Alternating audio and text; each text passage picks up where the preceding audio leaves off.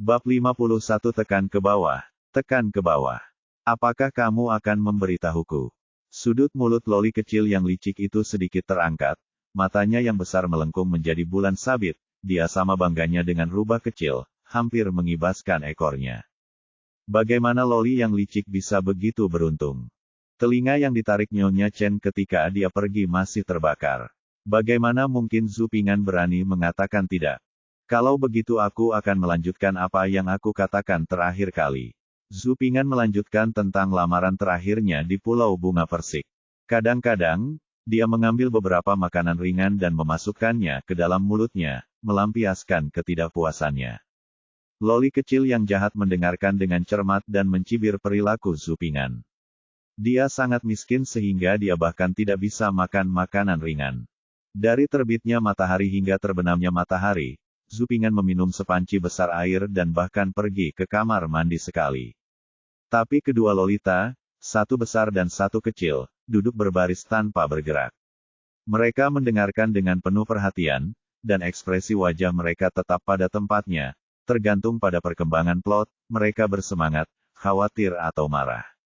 Suer, kamu ingin makan malam apa? Bibi akan memasakkannya untukmu. Ketika hampir waktunya menyiapkan makan malam, Nyonya Chen masuk dan bertanya. Ah, sudah larut malam. Loli kecil yang licik itu tiba-tiba berdiri dari tempat duduknya, dengan wajah enggan sekaligus cemas. Shooting Eagle semakin bersemangat saat mendengarnya, tapi jika dia tidak kembali, apa yang akan terjadi pada ayahnya? Saya khawatir, tidak akan mudah untuk keluar lain kali. Bibi, saya tidak akan makan. Saya masih punya pound sterling. Saya harus pulang. Sudah waktunya untuk ayahku khawatir. Ambillah keputusan untuk pulang dengan penuh tekad. Sebelum berangkat, ibunya, Chen, mengemas sekeranjang kecil produk lokal dan dengan antusias menyerahkannya kepada Loli kecil yang licik itu.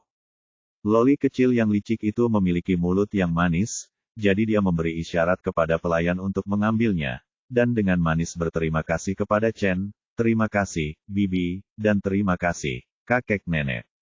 Ini pasti enak. Saya akan memakannya perlahan ketika saya kembali. Kamu sangat baik. Nyonya Chen dibujuk untuk tersenyum, dan kemudian dia berkata kepada Zhu Ping'an dengan nada memerintah, mengapa kamu masih berdiri di sana? Pergi dan suruh Suer pergi. Ping'an kembali ditampar keluar rumah.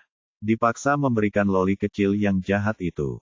Lolita kecil yang licik menunggangi kuda merah kecil, wajahnya selalu menunjukkan senyuman manis dan manis dengan lesung pipit kecil, tapi begitu dia keluar dari gerbang keluarga Zhu, warna aslinya terungkap, dan wajah kecilnya segera tertunduk dan sadar kembali, tampilan aslinya. Wajah Angko dan Angko tampak seperti perubahan wajah. Zhu Ping'an berjalan di depan dengan tangan di belakang punggung dan kaki pendeknya. Bajingan kecil ini mengabaikanku. Dia mengabaikanku ketika dia berbicara tentang menembak burung condor. Dia masih bertingkah seperti ini sekarang. Loli kecil yang licik itu cemberut saat dia melihat ke arah Zhu Ping'an, yang menyeret tangannya yang gemuk ke depan seolah-olah dia sedang menjalankan suatu tugas. Jika kamu membuatku tidak bahagia, aku akan membuatmu tidak nyaman. Loli kecil yang licik itu berpikir dengan marah. Berjalan ke depan lebih dari 100 meter, kecuali daerah pemukiman, dikelilingi oleh lahan pertanian. Di sini, Loli kecil yang menyeramkan berbicara. Kenapa kamu masih membawanya? Aku tidak tahu apakah itu bersih atau tidak. Cepat buang ke dalam selokan.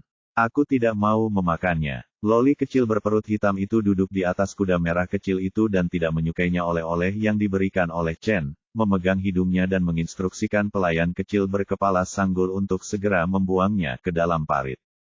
Pelayan kecil dengan kepala sanggul ragu-ragu sejenak, tetapi ketika dia dipelototi oleh Loli kecil yang licik, dia ketakutan seperti kelinci dan berjalan menuju parit pinggir jalan dengan keranjang di pelukannya. Zhu Ping'an pada awalnya tidak terlalu menyukai si kecil yang licik, dan sekarang dia semakin muak dengan tingkah laku si kecil yang licik yang melakukan satu hal di depannya dan orang lain melakukan hal lain di belakangnya. Ini adalah souvenir terbaik di rumah yang dipilih secara pribadi oleh ibunya, Nyonya Chen sebagai hadiah.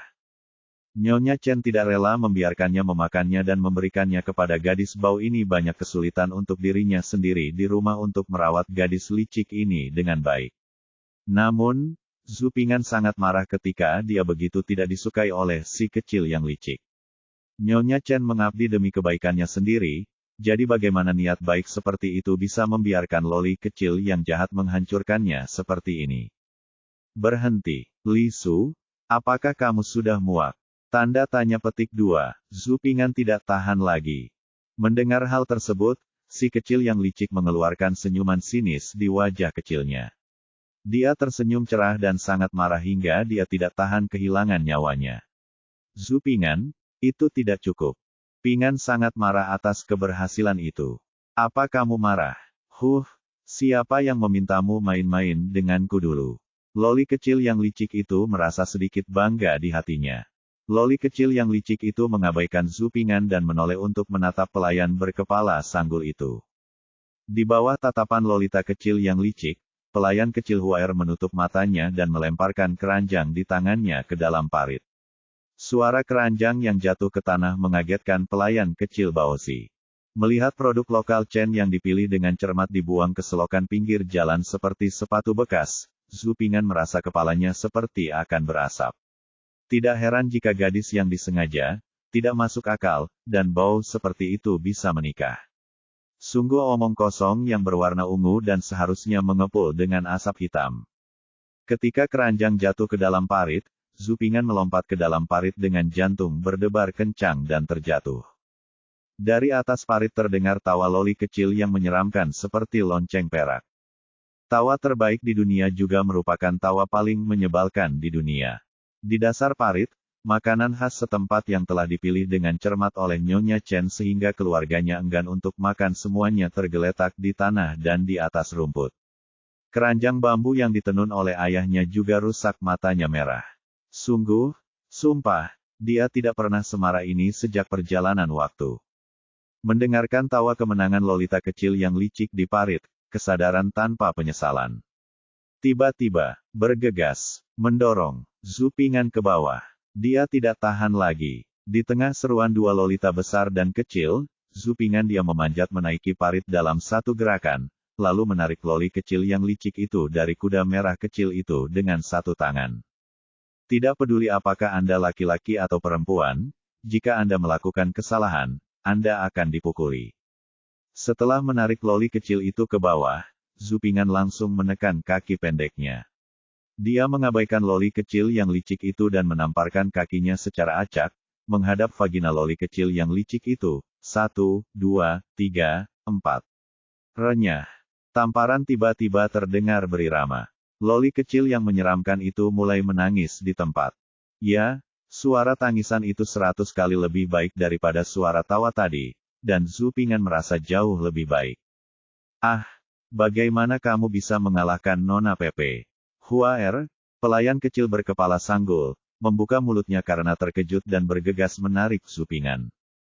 Zhu Ping'an mengambil keuntungan dari situasi ini dan menarik pelayan kecil Huaer, yang 2 tahun lebih tua darinya, dan menekannya pada lolita kecil yang licik, membiarkannya menikmati perlakuan yang sama seperti lolita kecil yang licik. 1, 2, 3, 4. Anda juga terlibat, dia dalang, dan Anda adalah kaki tangan, bahkan mereka yang dipaksa. Jangan, pelayan kecil berkepala sanggul itu buru-buru mengulurkan tangannya untuk melindunginya, tapi tidak berhasil. Dia masih dipukuli 1, 2, 3, 4. Memalukan, sekali mata pelayan merah karena dipukuli, menggigit bibirnya agar tidak menangis. Tidak memihak, masing-masing 10 kali. Oke, setelah pemukulan, sebut saja sehari, Zhu Ping'an melepaskan 2 lolita besar dan kecil. Lolita kecil berperut hitam itu menangis begitu keras hingga matanya yang besar menjadi merah, dan dia terisak-isak dan cegukan. Zhu Ping'an, kamu, tunggu. Loli kecil yang jahat itu mengucapkan kata-kata kasar dengan mata kelinci merah, menutupi pantatnya dan berlari pulang. Pelayan kecil Baozi tidak mengatakan apapun yang kasar, tapi dia menatap tajam ke arah Zhu Ping'an dengan mata merah, dan kemudian mengejar nona mudanya. Bab 52 Babi Hutan. Tunggu dan tunggu saja. Jika dia bertarung seperti ini lain kali, Zhu Ping'an sama sekali tidak khawatir dengan ancaman loli kecil yang licik itu. Saya berjalan kembali ke parit, mengambil souvenir ke dalam keranjang, dan kemudian menemukan tempat rahasia untuk menguburkannya. Saya khawatir Pastor Zhu atau Tuan Chen akan melihatnya dan merasa tertekan atau kecewa. Sudah cukup bagiku untuk mengalami kemarahan seperti ini, belum lagi aku telah memberi pelajaran pada lolita kecil yang licik dan pelayan kecil Baozi, jadi aku tidak ingin membuat orang lain tidak bahagia karena kejadian ini.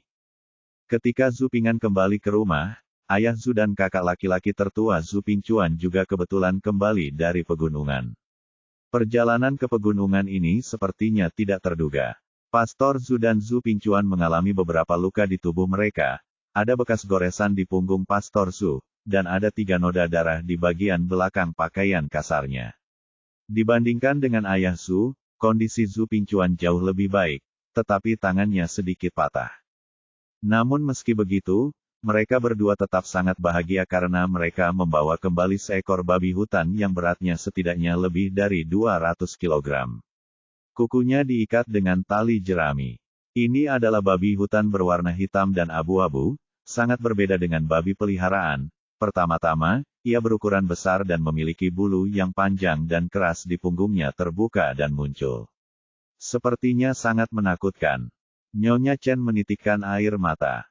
Pertama dia menarik Zhu Pingchuan untuk memeriksa tubuhnya. Dia melihat bahwa dia hanya memiliki sedikit luka di tangannya, dan kemudian ekspresinya menjadi lebih baik. Mau tak mau dia menitikkan air mata lagi. Sambil menarik Zhu Shouyi dengan susah payah, dia memeriksa tubuhnya. Dia khawatir Zhu Shouyi terluka di tempat lain tetapi bersikeras untuk tidak mengatakan apapun turun. Mengapa kamu berusaha begitu keras? Apa yang kubilang padamu ketika aku pergi? Jika anakku kehilangan sehelai rambut, dia akan datang untuk melunasi rekening denganmu. Sekarang tangan anakku patah, tunggu saja dan lihat bagaimana aku akan menghadapinya, kamu. Setelah kekhawatiran Chen hilang, dia masih ketakutan dan menariknya. Menonton Zhu Shouyi adalah sebuah pelajaran. Pastor Zhu hanya terkikik, yang membuat Nyonya Chen sangat marah.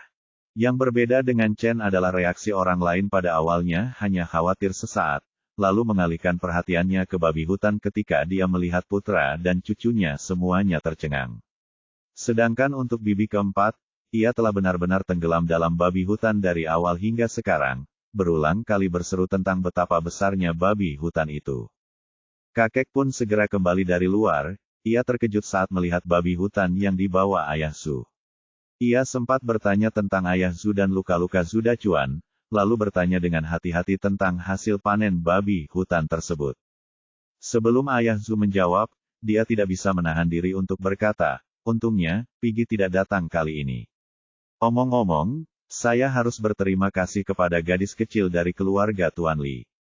Jika mereka tidak datang untuk bermain bersama Piggy, Piggy harus ikut dengannya. Tidak baik jika kita pergi ke pegunungan. Kamu tidak tahu, kali ini Dachuan dan aku pergi ke pegunungan untuk memeriksa jebakan yang kita pasang terakhir kali, dan tiba-tiba kami bertemu orang ini. Ketika ayah Zhu berkata, dia melihat babi hutan hitam dan abu-abu itu, saya masih sedikit takut. Mengapa bagian luar gunung tidak lagi aman? Nyonya Chen juga sangat ketakutan.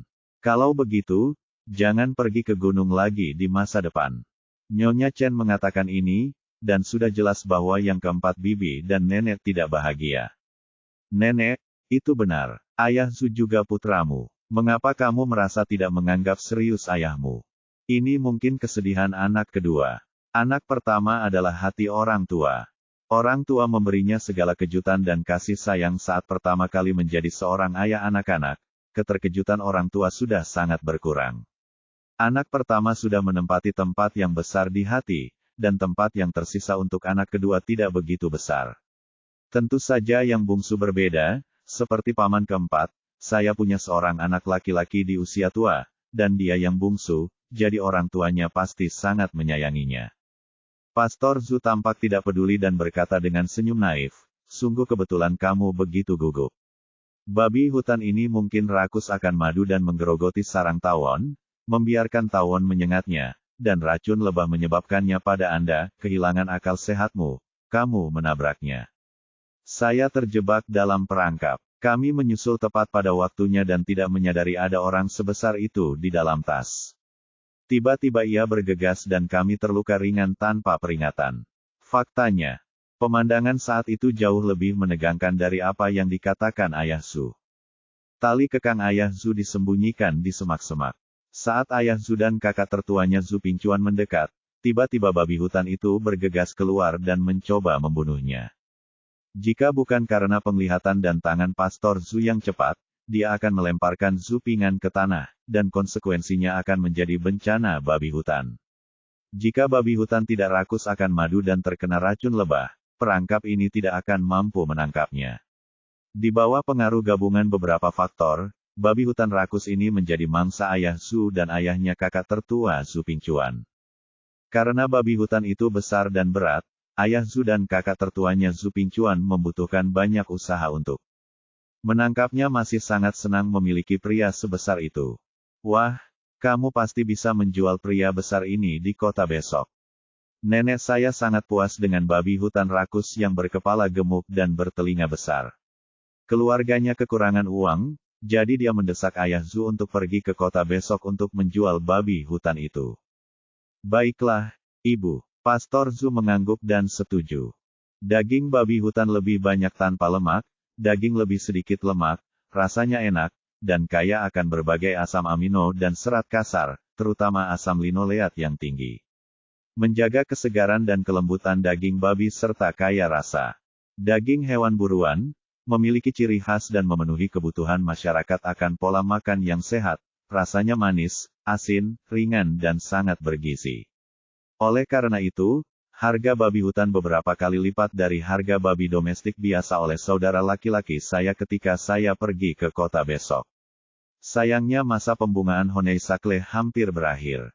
Saya mendengar dari kakak laki-laki saya bahwa masa pembungaan honeysuckle akan berakhir hanya setelah 1 atau 2 pemetikan. Nenek saya meminta Zhu Ping'an untuk pergi menemui pamannya di aula leluhur. Saya benar-benar dapat memberitahu nenek saya bahwa saya bias. Makanan yang saya berikan kepada paman saya adalah makanan kecil yang dimasak ekstra makan malam untuk seluruh keluarga. Campuran daging dan sayurannya enak, supnya enak dan buburnya kental. Paman yang sedang bercermin di aula leluhur tidak terlihat reflektif sama sekali belum diantar, tapi saya sudah memakannya. 4 hidangan dan 1 sup sangat lezat sehingga terlihat seperti dari restoran. Dari mana paman mendapatkan uang sambil memegang makanan di satu tangan dan buku di sisi lain? Dan bukankah kakekmu memintamu untuk berlutut dan merenung? Zhu Ping'an berjalan ke aula leluhur dengan kotak makanan di tangannya, mengejutkan paman yang santai itu, tapi bagaimana dengan meja sebesar itu? Dia bisa menahannya, tapi setelah melihat bahwa itu adalah Zhu Ping'an, paman itu menarik napas dalam-dalam dan berhenti menutupinya. Paman itu menyeka mulutnya dan menjelaskan dengan serius. Oh, Zhu Ping'an mengangguk dengan jijik. Dia benar-benar memperlakukanku seperti anak kecil. Ahem, jangan beritahu kakek nenekmu tentang hal ini saat kamu kembali. Pamannya terbatuk dan berkata kepada Zhu Ping'an dengan suara tinggi. Babi ini, ayo simpan makanannya. Ayo, kamu bisa membeli permen dengan ini. Paman meminta Zhu Ping'an untuk meninggalkan makanannya untuk menutupi fakta bahwa ketika dia makan, dia meninggalkan makanannya. Jika Zhu Ping'an tidak mengatakannya apapun, lalu, meskipun dia menghina, Zhu Ping'an tetap menerima koin tembaga itu. Tidak masalah jika dia tidak memberitahu kakek dan neneknya. Saya dapat memberitahu bibi keempat, dan bibi keempat pasti akan senang mendengarnya itu. Bab 53 Kejutan yang tak terduga. Pada akhirnya, Zhu Ping'an tidak memberitahu bibi keempatnya, karena Zhu Ping'an belum meninggalkan aula leluhur, dan neneknya datang ke sini. Dia lupa memasukkan pancake ke dalam kotak makanan tadi, dan dia nenek khawatir pamannya tidak kenyang, jadi dia khusus membawakan 2 buah pancake. Tak lama kemudian, auman nenek terdengar dari aula leluhur. Tapi nenek saya bias. Gunturnya keras dan hujannya kecil, jadi pamannya tidak dihukum. Zhu Ping'an hampir terbiasa dengan hal ini. Tidak ada angin atau hujan sepanjang malam, dan setelah sarapan keesokan harinya, nenek saya mendesak Ayah Zhu pergi ke kota untuk menjual babi hutan. Keuangan keluarga terlalu ketat. Babi hutan pecinta kuliner diikat dan tidur di halaman sepanjang malam. Pagi-pagi sekali, neneknya memberinya semangkuk besar makanan. Karena babi hutan itu terlalu besar dan berat, nenek mengirim paman keempatnya untuk mengikutinya ke kota. Hari ini kebetulan adalah hari ketika pasar besar di kota itu dibuka. Kakak ipar Chen memutuskan untuk pergi bersama. Jadi gerobak sapi membawa babi hutan, sekeranjang besar bunga liar yang telah ditertawakan berkali-kali oleh keluarga tersebut, dan Zhu Ping'an, Zhu Pingjun dan Zhu Pingchuan, lalu berangkat. Di belakang mobil itu ada paman keempat, saudara ipar Chen, dan Ayah Zhu yang mengemudikan mobil, dan mereka semua berangkat ke kota. Ini benar-benar mobilisasi seluruh keluarga. Tempat itu ramai, dan saya tidak mendengar obrolan apapun di sepanjang jalan. Sier, kenapa kamu akan menjual bunga lagi? Bibi keempat sedang berjalan di sampingnya. Ketika dia melihat Zhu Ping'an duduk di gerobak sapi dan sekeranjang besar bunga liar kering, dia tidak bisa menahan diri ingin tertawa. Chen memutar matanya. Ya, mereka memberiku teman sekelas terakhir kali. Zhu Ping'an berkata dengan serius. Alhasil, bibi keempat, paman keempat, dan bibi tertua semakin tertawa bahagia. Apakah Anda benar-benar berpikir bahwa pelat tembaga adalah uang yang Anda bayarkan untuk itu? Mungkin itu diberikan kepada Anda oleh seseorang yang menganggap Anda bodoh. Bibi keempat memulai di sini, dan semua orang di keluarga mulai menggoda Zhu Ping'an. Bagaimanapun juga, itu membosankan. Jadi alangkah baiknya jika ada seseorang yang menghiburnya. Orang pertama yang menanggung beban terbesar adalah paman keempat. Paman keempat sangat riang dan memiliki cara menggoda yang unik. Oh, tahukah kamu kenapa nenek meminta kami menjual babi? Paman keempat bertanya dengan niat buruk. Tukarkan uang, jawab Zhu Ping'an dengan tenang. Mendengar hal tersebut, wajah paman keempat menjadi semakin jahat. Dan dia dengan sengaja menakuti Zhu Ping'an, ya, itu hanya untuk menukar uang. Tapi keluarga kami masih kekurangan banyak uang. Jadi, uang dari menjual babi saja tidak cukup, kita harus menjualnya di mana orang-orangnya. Begitu paman keempat selesai berbicara, Zhu Ping'an dengan jelas merasakan bahwa Zhu Pingjun, yang duduk di sebelahnya, gemetar, dan dia takut dengan kata-kata paman keempat. Itulah selera buruk orang dewasa. Zhu Ping'an sangat menghina. Tentu saja, Zhu Ping'an juga bekerja sama dan tampak ketakutan. Wajahnya yang gemuk bergetar dan dia bertanya, kepada siapa kamu menjual? Zhu Pingjun juga menoleh untuk melihat paman keempatnya, mengungkapkan kekhawatirannya. Paman keempat sangat senang saat melihat ekspresi ketakutan Zhu Ping'an, dan dengan sengaja berkata kepada Zhu Ping'an tanpa ragu, tentu saja aku menjualmu. Paman keempat mengira kata-katanya akan menakuti anak kecil Zhu Ping'an. Aku menangis, tapi aku tidak menyangka Zhu Ping'an akan menyeringai. Hahaha, aku tahu paman keempat tidak berarti apa-apa. Paman keempat yang menunggu untuk melihat lelucon itu tercengang. Oke. Tuan Chen yang pertama tertawa, disusul bibi ketiga, bibi tertua, dan bibi keempat, dan paman keempat ditertawakan dan ditendang oleh bibi keempat. Sesampainya di kota, kami semua dibagi menjadi beberapa kelompok. Bibi tertua dan kakak ipar Chen pergi ke toko pekerja wanita yang sering mereka kunjungi untuk menjual dompet yang telah mereka jahit, dan juga membeli beberapa dompet pekerja wanita, perlengkapan seperti benang berwarna. Paman keempat dan Ayah Zhu pergi menjual babi hutan. Zhu Pingchuan memimpin Zhu Ping'an menjual bunga liar, tentu saja semua orang kecuali Ayah Zhu dan keluarga Chen menertawakannya. Itu adalah ruang pengobatan yang sama dengan Aula Jimin terakhir kali. Begitu mereka memasuki pintu kali ini, salah satu dari dua peserta magang muda datang dengan senyuman di wajahnya. Kalian di sini, Honei Sakle di toko hampir habis lagi. Magang muda ini adalah orang yang hampir menolak kedua bersaudara Zhu Ping'an terakhir kali, dan dia sangat antusias kali ini. Zhu Pingchuan membawa ransel besar dan tidak tahu harus berkata apa.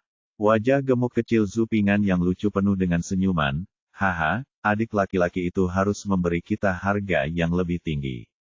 Dokter Tiongkok tua di sana, memutar-mutar janggutnya dan membaca buku pengobatan, tidak bisa menahan tawa ketika dia mendengar ini. selama Honei Sakle berkualitas baik, tidak masalah jika aku memberimu beberapa koin lagi.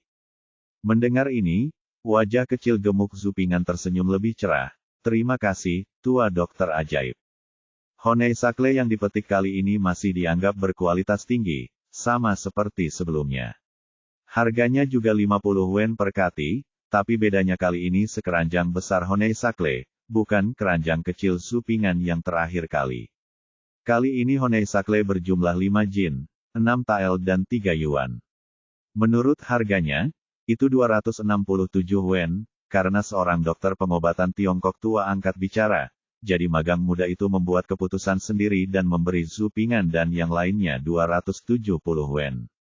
Sebelum keluar, dokter pengobatan Tiongkok kuno dengan baik hati mengingatkan bahwa masa berbunga Honei Sakle akan segera tiba, dan meminta Zupingan dan yang lainnya untuk kembali dan memetiknya secepatnya. Setelah meninggalkan ruang pengobatan, Zupingan dan kakak laki-laki tertuanya memasukkan koin tembaga ke dalam ransel mereka, lalu menutupinya dengan kain. Zupingan dan kakak laki-laki tertuanya memperoleh banyak hal, dan Chen di sana juga mendapat kejutan yang tidak terduga. Nyonya Chen dan saudara iparnya pergi ke toko pekerja wanita yang biasa mereka kunjungi dan menjual tas-tas yang telah mereka hasilkan dengan kerja keras hampir sepanjang bulan. Membuat dompet tidak sekedar menjahit kainnya saja, tetapi membutuhkan banyak proses, antara lain menjepit, menyulam, dan lain-lain. Pembuatan dompet memakan waktu sekitar 2 hari. Mereka ingin membuat dompet buatan Chen dan yang lainnya, karena motifnya tidak baru dan bahan yang digunakan adalah bahan katun yang relatif murah, sehingga dompet yang dibuat dengan susah payah tidak terlalu berharga. Sebuah dompet harganya sekitar 10 yuan. Kamu benar-benar saudara ipar. Kamu bahkan tidak perlu memilih keahliannya. Harganya masih sama, masing-masing 10 yuan. Kamu masih bisa menggunakannya. Penjaga toko wanita di toko itu menawan dan memperlakukannya orang-orang dengan antusiasme yang sama seperti sebelumnya, yang membuat orang merasa dihargai. Harganya sama seperti sebelumnya, jadi Chen dan yang lainnya pasti tidak keberatan. Bibi tertua dan bibi ketiga melakukan 8 pekerjaan dan mendapat 80 sen. Chen hanya melakukan 7 dan mendapat 70 koin. Bibi keempat menghasilkan 9 buah dan mendapat 90 sen. Yang merupakan uang paling banyak. Tolong minta penjaga toko untuk melihat apakah Anda dapat mengambil 3 dompet ini. Ketika bibi tertua dan yang lainnya hendak pergi, Chen berhenti setelah memikirkannya, dan mengeluarkan 3 dompet lagi dari bagasinya untuk dibagikan kepada semua orang. Dompet yang berbeda menghentikan penjaga toko wanita. Ketiga dompet ini terbuat dari kain perca yang dibawa kembali oleh Zupingan terakhir kali. Banyak dari kain perca itu terbuat dari bahan yang sangat bagus, termasuk sutra, satin, dan kain kasa. Ketiga dompet Chen sangat berguna kainnya tidak cukup, hanya beberapa potong saja yang disambung.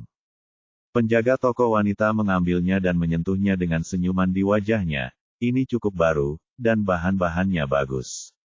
Ayo kita lakukan ini. Saya akan menagih 15 untuk masing-masing, tidak, 20 untuk masing-masing. Menurut Anda itu layak. Jantung Chen berdebar kencang. Segera, 20 artikel, masing-masing 20 artikel, kebahagiaan datang terlalu tiba-tiba. Bab 54 Bisnis Kain Perca. Sampai dia keluar dari toko dengan 130 wen di pelukannya, Nyonya Chen tidak percaya bahwa dia telah menghasilkan 60 wen dari kain yang diambil putra bungsunya tanpa mengeluarkan uang. Dompet jenis ini membutuhkan waktu menjahit lebih sedikit dibandingkan dompet yang biasa saya buat. Begitu bibi keempat dan bibi tertua keluar, mereka bertanya kepada Chen tentang asal-usul dompetnya. Chen punya kebiasaan pamer, jadi dia langsung menjual putra bungsunya. Dia memuji putranya karena dia melihat kain itu di toko kain dan mengambilnya. Keranjang itu pulang karena ayahnya telah membeli kain itu di suatu tempat dan mereka memberikannya kepadanya tanpa meminta uang. Ketika bibi keempat mendengar ini, matanya membelalak dan dia terus mendesak kami pergi ke toko kain untuk mengambil kain perca. Bibi tertua langsung mengikutinya dan berjalan menuju toko kain. Kakak iparnya bergegas ke toko kain. Sesampainya di sana, mereka bertanya kepada penjaga toko. "Oh, kamu juga ingin kain lap?" Tapi kamu terlambat. Seseorang baru saja membeli semua kain lap terdekat seharga 2 sen. Saya terlambat. Apakah seseorang bisa sampai di sana lebih dulu? Bibi keempat dan bibi tertua dibayangi dan hancur, seolah-olah semua uang putih yang mereka terima telah hilang. Nyonya Chen tidak peduli. Terakhir kali Zhu Ping'an mengambil lebih banyak kain, masih ada lebih dari setengah keranjang, cukup untuk menjahit lusinan dompet.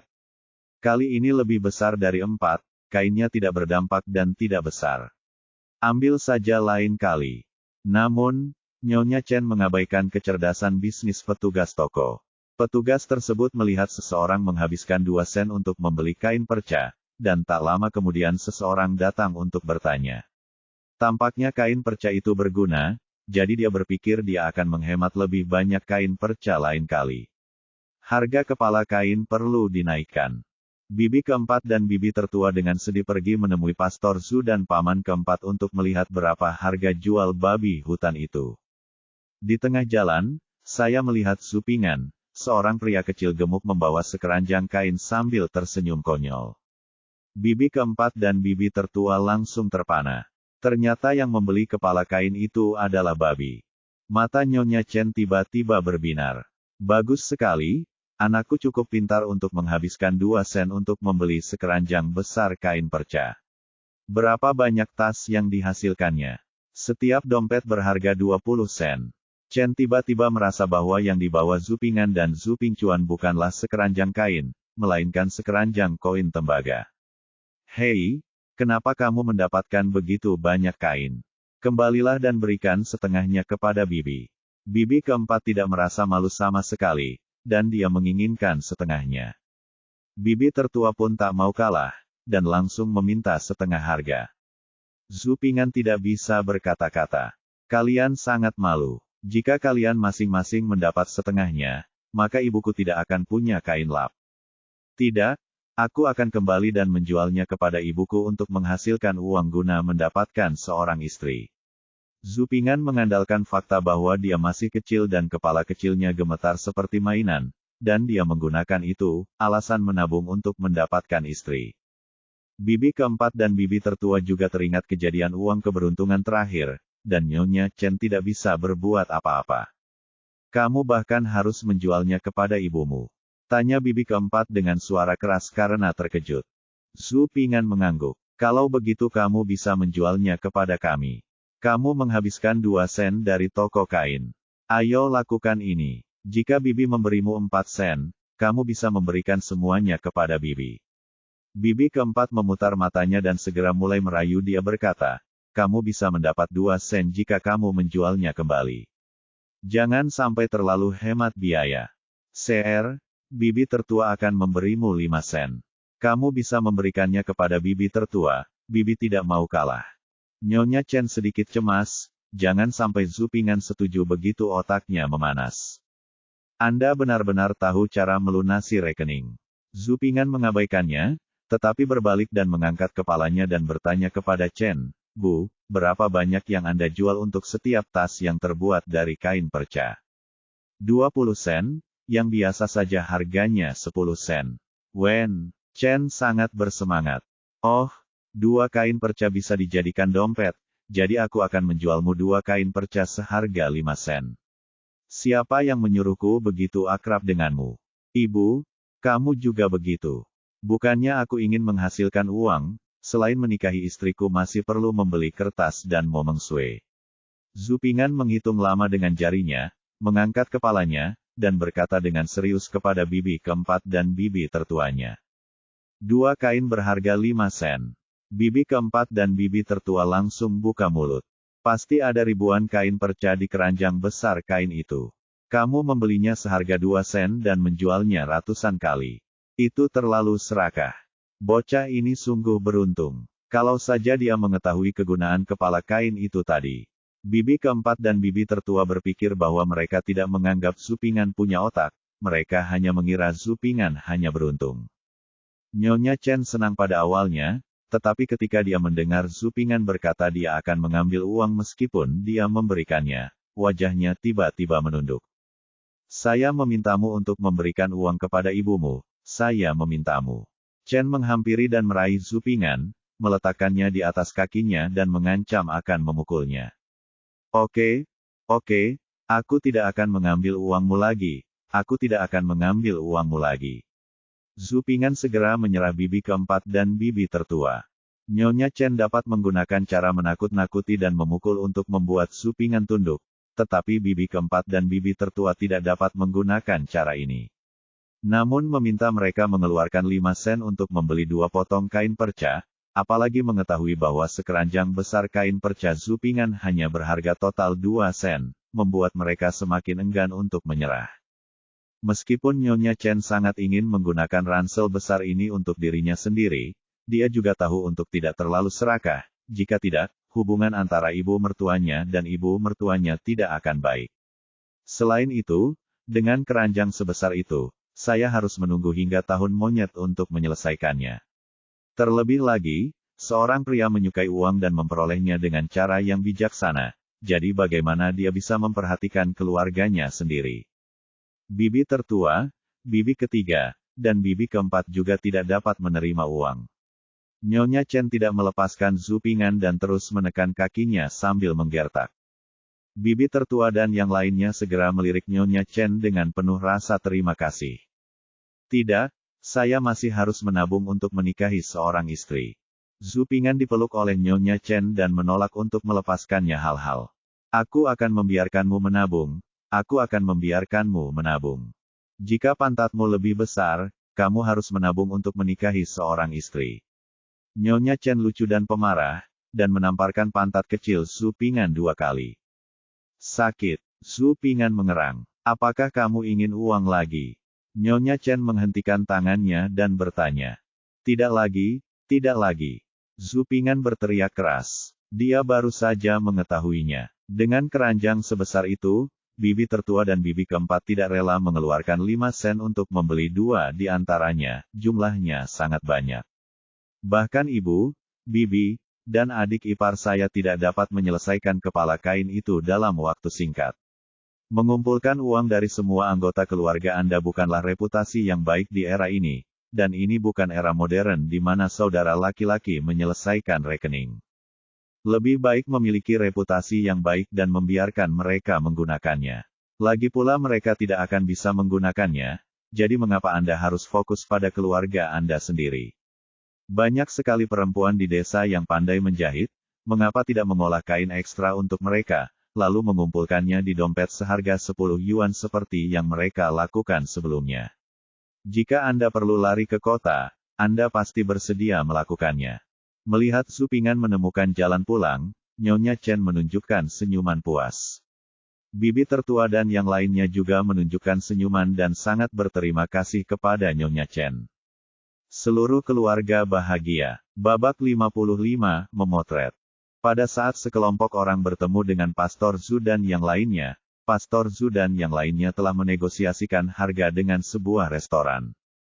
Ketika ayah Zhu, paman keempatnya, dan Zhu Pingjun, yang dengan malas keluar dari mobil, berada di kota dan tidak tahu kepada siapa harus menjual babi hutan, pemilik sebuah restoran berinisiatif untuk menghubungi mereka. Dia sangat tulus.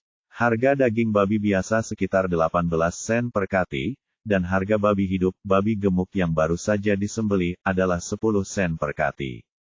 Lagi pula, biaya penyembelihan babi hidup dan pembuangan darah, air, dan zat lainnya, hasil daging babi hidup sekitar 80%. Oleh karena itu, wajar jika terdapat kesenjangan harga antara babi hidup dan daging babi.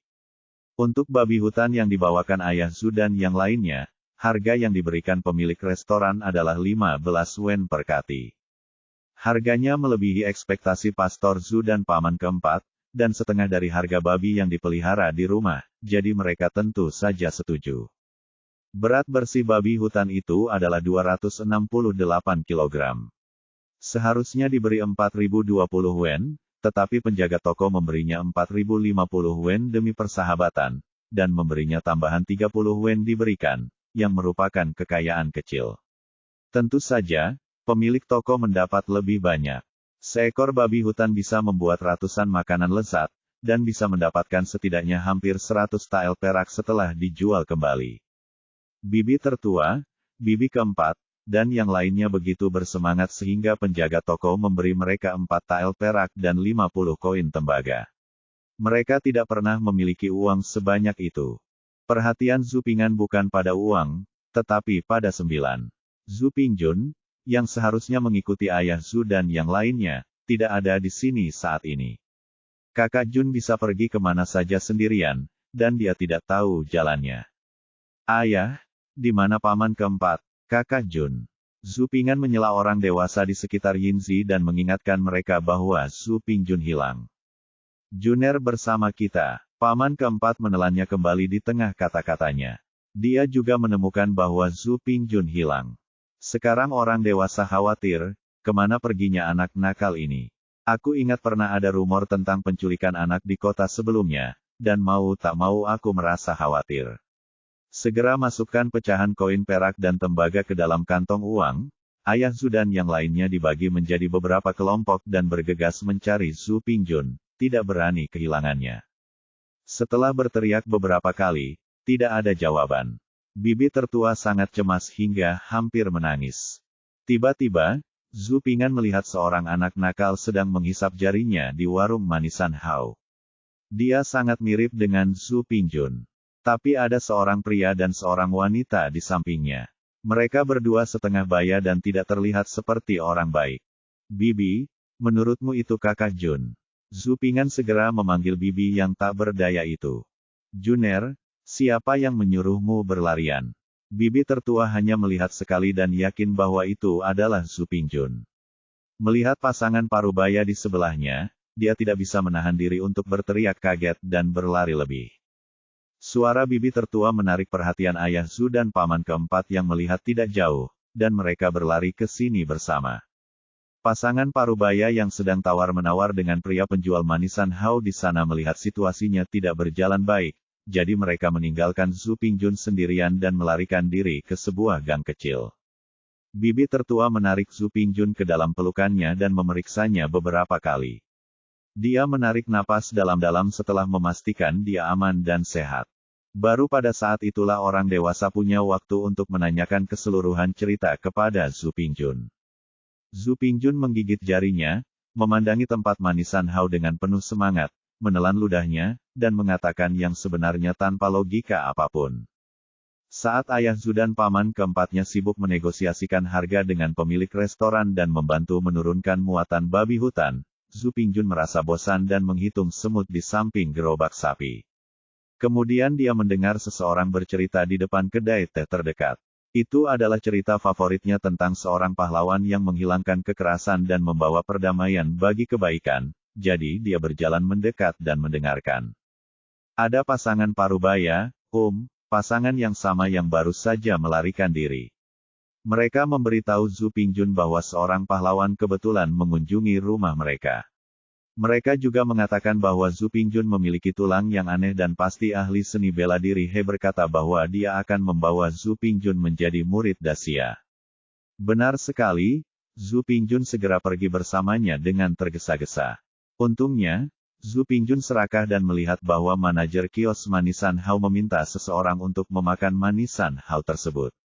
Ketika pasangan parubaya itu membelinya, Zhu Ping'an yang bermata tajam kebetulan melihatnya dan dikejar kembali olehnya tante. Setelah mendengar ini, wajah bibi tertua menjadi gelap, lalu dia meraih Zhu Ping'an dan memukulnya, ditambah bujukan dan pendidikan, mengatakan bahwa dia adalah seorang penipu dan pedagang anak. Hampir beberapa saat kemudian, Zhu Pingjun dipukuli hingga ia merintih dan menangis, suaranya berubah. Bibi tertua merasa pendidikannya hampir selesai, jadi dia bertanya kepada Zhu Pingjun, di masa depan, jika seseorang mengatakan ada pahlawan, maukah kamu mengikuti mereka? Zhu Pingjun masih menangis dengan air mata di wajahnya, tetapi setelah mendengar ini setelah mengatakan itu, saya tiba-tiba menjadi energik. Dia mengangkat kepalanya dan menatap bibinya dan bertanya dengan cepat, di mana? Di mana? Pahlawannya. Sudut mata Zhu Ping'an bergerak-gerak, sesuatu yang tidak bisa dia pelajari dari dirinya sendiri. Biarpun kamu memikirkannya dengan pantatmu, tidak akan seperti ini. Chen dan yang lainnya segera menghentikannya, takut bibi tertua yang sangat marah hingga hampir muntah darah akan membunuhnya, jadi mereka menyilangkan tangan untuk melindungi Zhu Pingjun. Setelah dibujuk beberapa saat, bibi tertua menjadi tenang. Zhu Pingjun, yang telah dipukuli 2 kali, tidak menyadari sampai dia tiba di rumah bahwa 2 pasangan paruh baya yang dengan baik hati membawanya magang tadi adalah pasangan romantis. Dia bergumam di mulutnya bahwa lain kali seorang pahlawan harus datang agar dia bisa mengikutinya. Jika suaranya tidak terlalu pelan, dia pasti sudah ditangkap oleh bibinya dan diberi pelajaran. Ayah Zhu menyerahkan uang hasil penjualan babi hutan kepada neneknya begitu dia kembali ke rumah. Nenek menolak memberikan 1 sen pun kepada ayah Zhu. Chen sangat tidak puas dengan hal ini. Suaminya dan putra tertuanya telah berusaha keras untuk mengambil babi hutan itu, yang terluka ringan. Mengapa mereka tidak memberi mereka 1 sen pun? Setelah makan malam, Nyonya Chen murung, tetapi setelah Zhu Ping'an membuang sekeranjang besar kain ke tanah, mengeluarkan 270 koin yang dia peroleh dari menjual tanaman merambat berbau harum yang disembunyikan di dalam kain dan menyerahkannya kepada Nyonya Chen. Nyonya. Ekspresi Chen berubah. Bab 56 Dou Loli mendengarkan kelas. Setelah istirahat, kehidupan kembali damai.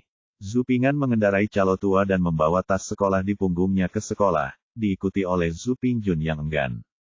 Melewati halaman kecil Chaimen, anjing kuning besar yang menjaga pintu mencondongkan tubuh keluar dan menggonggong ke arah mereka berdua. Daging naga di langit, daging anjing di tanah. Ini adalah reaksi pertama yang ada di benak Zhu Ping'an setelah melihat anjing kuning besar itu. Mohon maaf atas kejujuran seorang pecinta kuliner. Gigit, gigit, gigit lagi dan kirim kamu ke sekolah dasar. Zhu Pingjun mengancam anjing kuning besar itu dengan tas sekolah di tangannya. Anjing kuning besar itu tidak mengerti bahasa manusia, namun terlihat juga gigi Zhu Pingjun yang menganga dan mulut pecah-pecah jelas tidak memuji sosok heroiknya. Rambut halus dan cakarnya yang besar, sehingga ia meraung ke arah Zhu Pingjun dan yang lainnya. Zhu Pingjun sangat ketakutan dengan gerakan anjing kuning besar itu sehingga dia berjongkok dan jatuh ke tanah. Untungnya, anjing kuning besar itu diikat, jika tidak, dia pasti akan meninggalkan jejak antusiasme pada Zhu Pingjun. Saudara Jun, kamu baik-baik saja. Zhu Ping'an ingin turun dari punggung sapi itu dan membantu Zhu Pingjun. Sebelum Zhu Ping'an turun, Zhu Pingjun bangkit dari tanah, menepuk-nepuk tanah, dan berkata dengan marah, "Mengapa kamu tidak mati? Jika kamu mati, kamu tidak perlu belajar apapun." Setelah tidak bertemu satu sama lain selama 2 hari, anak-anak nakal di sekolah sangat antusias. Bocah gendut Li Xiaobao sangat antusias. Dia membawa makanan ringan dari rumah dan membaginya dengan Zhu Ping'an dan beberapa anak lain di dekatnya. Dia membual tentang caranya banyak ikan yang ditangkapnya. Berapa besar ikannya? Ceramah guru sama seperti sebelumnya. Selain mengajari anak-anak 3, Zijing, dan 100 nama keluarga, dia juga meluangkan waktu untuk mengajari Zhu Ping'an beberapa analisis Konfusius. Lolita kecil yang licik Lisu dan pelayan roti kukus Huaer, yang dipukul dan ditangisi oleh Zhu Ping'an di luar sekolah, sekali lagi muncul tepat waktu selama istirahat Zhu Ping'an. Baju baru, gaya rambut baru, tapi tetap saja orangnya sombong dan bau seperti biasanya. Ketika pelayan kecil Baozi, Huaer, melihat Zhu Ping'an memimpin calo tua itu menuruni lereng bukit, dia memandang Zhu Ping'an dengan ekspresi kesal. Selamat pagi. Zhu Ping'an berjalan melewati mereka berdua seolah-olah tidak terjadi apa-apa, menyapa, lalu mengikat sapi tua itu ke batang pohon di tepi sungai. Tunggu kamu. Kami sudah menunggu lama sekali. Loli kecil yang licik itu mencekik Zhu Ping'an dengan marah, seolah-olah dia telah diberi tembakan. Oh, maaf, guru, kelas berakhir agak terlambat hari ini. Zhu Ping'an mengangguk malu-malu. Ini, pembantu kecil Baozi masih ingat pernah dipukul oleh Zhu Ping'an, seorang bocah nakal, dan nadanya hampir sama dengan Lolita kecil yang licik. Namun, ketika dia melihat Zhu Ping'an mengambil kotak makanan, mata besar pelayan kecil Baozi menunjukkan ekspresi penuh harap. Meski lewat dalam sekejap, namun tetap ditangkap oleh Zhu Ping'an. Pasti ada yang salah dengan makanan di dalam kotak makanan. Zhu Ping'an mengambil kotak makanan itu, menaruhnya di atas batu, dan berkata kepada gadis-gadis besar dan kecil dengan sangat tulus. Aku sudah memikirkannya sejak lama, ya, aku seharusnya tidak memukulmu kemarin. Nah, bagaimana caranya bisakah pantat seorang gadis dipukul dengan santai? Ya, begitu Zupingan menyebutkan pukulan, lolita besar dan kecil itu melotot marah ke arah Zupingan sebagai refleks, terutama loli kecil jahat yang ingin menerkam Zupingan dan menggigit dari wajah gemuk kecil Zupingan yang penuh kebencian. Jadi, bagaimanapun juga, aku salah, jadi aku akan menceritakan kepadamu cerita tambahan hari ini. Zupingan duduk di atas batu, memegang kotak makanan dan meminta maaf dengan serius. Ahem, jangan terlalu memperhatikannya. Kami juga melakukan kesalahan. Cepat makan dan ceritakan pada kami sebuah cerita. Di permukaan, loli kecil yang jahat itu tampak seperti dia telah memaafkan Zupingan dengan murah hati. Tapi terus berkata dia mendesak Zupingan untuk makan. Oke, aku sudah memberimu kesempatan, tapi kamu tidak yakin. Jangan salahkan aku, pikir Zupingan. Sebelum saya berbicara tentang menembak burung condor, izinkan saya menceritakan sebuah kisah tentang pendakian gunung, kata Zupingan sambil tersenyum naif. Dua gadis tua dan muda mengaktifkan mode bercerita, mengambil makanan ringan dan duduk berbaris. Ceritanya terjadi di sekitar kita. Gunung Woniu di belakang kita sangat tinggi. Konon di puncak gunung itu terdapat Ganoderma lucidum berumur 10.000 tahun yang bisa menyembuhkan segala penyakit, kata Zupingan riang nada. Pembohong, tidak ada obat untuk semuanya.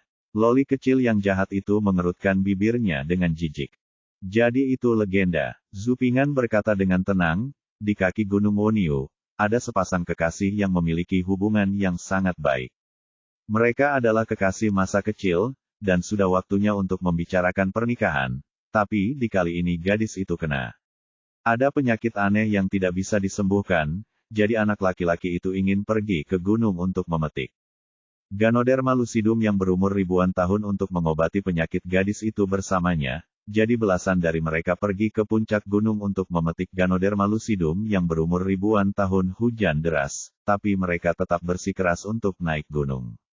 Jadi mereka tetap tinggal. Ayo pergi ke kamp bersama gadis itu.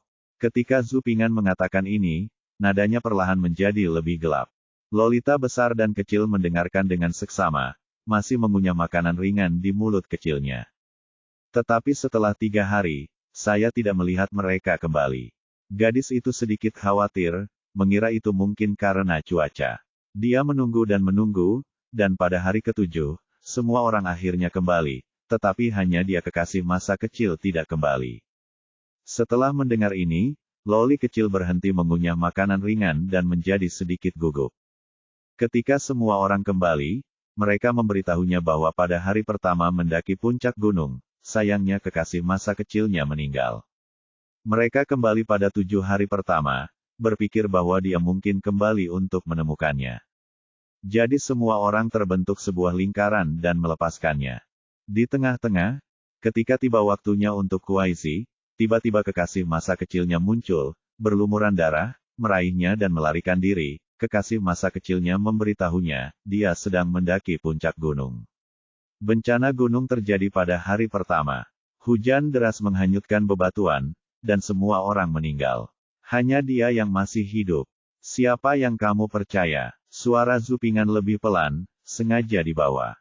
Rasanya seperti tes negatif. Ah, lolita besar dan kecil itu begitu ketakutan hingga mereka menjadi pucat, saling berpelukan dan berteriak. Seperti 2 ekor hamster yang saling berpelukan, lucu sekali. Berbeda sekali dengan Lolita yang ketakutan, wajah Zupingan yang tersenyum polos. Cerita hantu ini tergolong cerita tingkat rendah.